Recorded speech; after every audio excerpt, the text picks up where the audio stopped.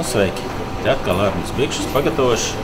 Jums īru kafiju klasisko, kāds būtu jātaisa īstenībā. Nu, mājās tas ir daudz, protams, viss vienkāršāk. Vienkārši uztais kafiju ar saltu krējumu un pieliet īru viskiju. Samais un dzer laukā. Bet es mēģināšu uztaisīt, nevis pat mēģināšu, bet taisīšu tā, kā tas ir. Varbūt īstenībā arī jātaisa. Sākās viss ar to, ka ņem šāda tipa glāzi, kas ir līdzīga vīna glāzē, pieliek iekšā brūno cukuru. Es pat runāju ar tādiem lieliem ekspertiem no īrijas, prasīju, kā īsti jātaisa īru kafiju, viņi neviens nevarēja pateikt īsto recepti, bet apmēram tas ir tā, kad viņi pat ir jāņem un jāpiededzina tas viss. Tad viņi te deg, un tad viņi nākas aromas ārā. Kaut kā apsīsimies. Nav, nedeg vēl. Tā iededzina, un tad viņi tā pagoz.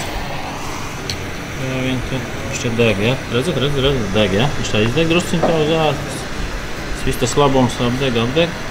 Mēs taisim ciet, pietiek. Atdeg. Saistīsim, mēs te nokurināsim visu. Visu te to iestādu.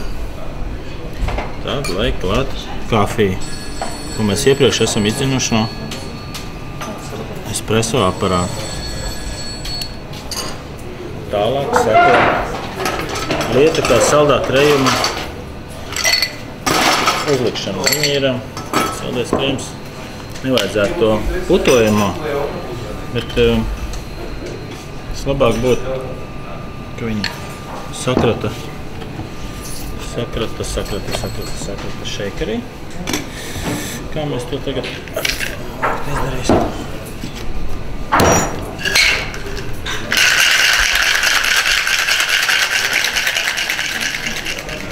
Un esam sakovuši to saldo krējumu. Un baigi rūpīgi vajadzētu uzliet tā, lai tas paliek augšā, jo tur arī vajadzētu, lai tā kafija ir bišķi stiprāka, tad viņi ir vairāk karājās augšā. Un kaut kā tā, apmēram šitā te. Pa virsu varam uzbērt vai nu šokolādi, vai nu